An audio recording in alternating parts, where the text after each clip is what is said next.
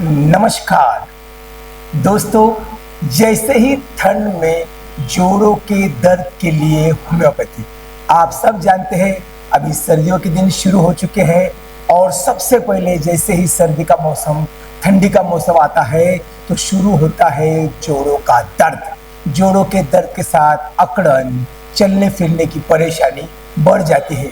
सुबह उठते समय ही या लंबे समय तक बैठे रहने के बाद जोड़ों का दर्द ज़्यादा बढ़ता है और खुलने लगता है।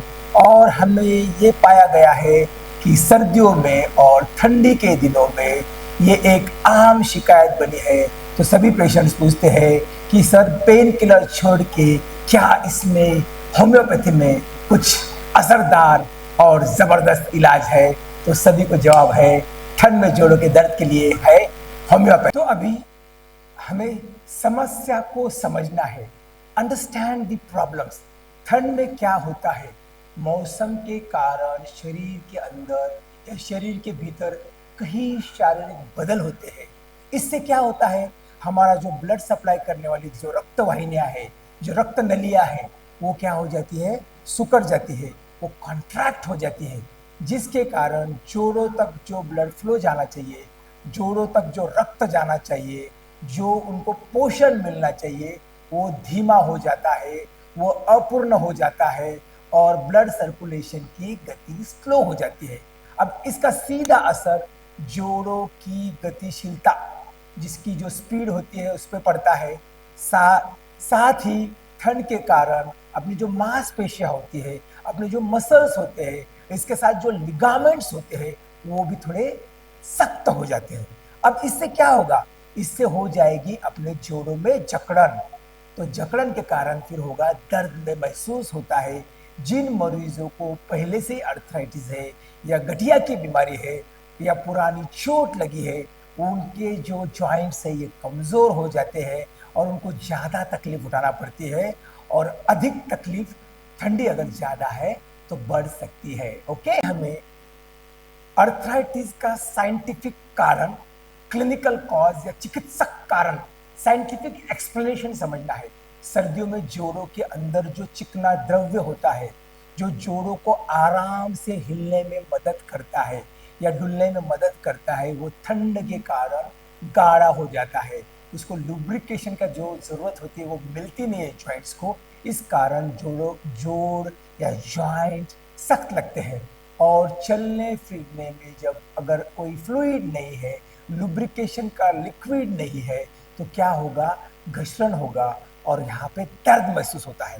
इसके अलावा जिन जोड़ों में पहले से ही सूजन है या पुरानी तकलीफ है, इसमें क्या होता है कि ठंड से ये और बढ़ने लगती है।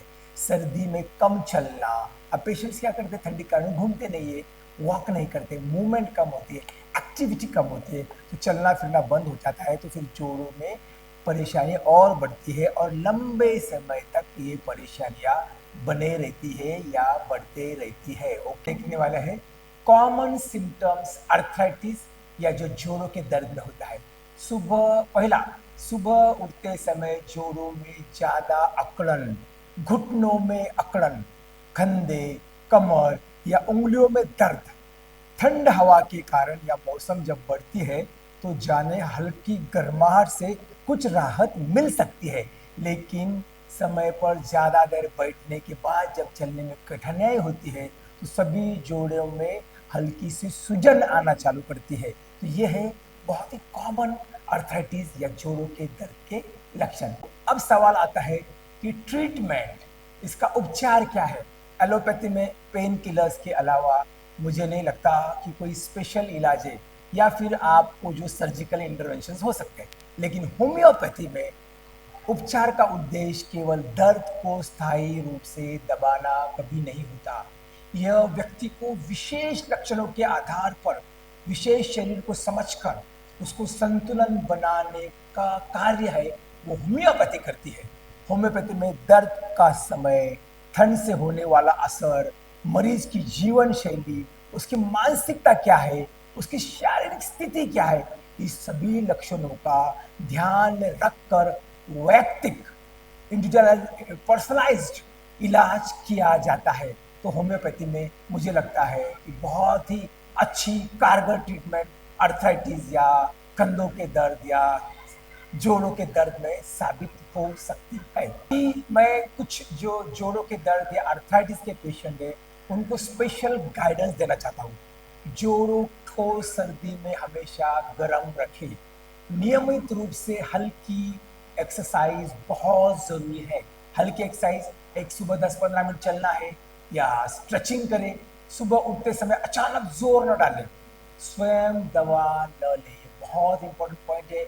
इंडिया में बहुत ओटीसी जाके ओटीटी पे जाके मेडिकल काउंटर पे दवा लेने की बहुत आदत है। यहाँ पर मेडिकल के जो स्टोर्स वाले हैं वो डॉक्टर नहीं होते, तो वो आपको गुमराह कर सकते, वो आपको गलत दवा दे सकते और इससे आपके दूसरे ऑर्गन्स पे साइड इफेक्ट हो सकता है।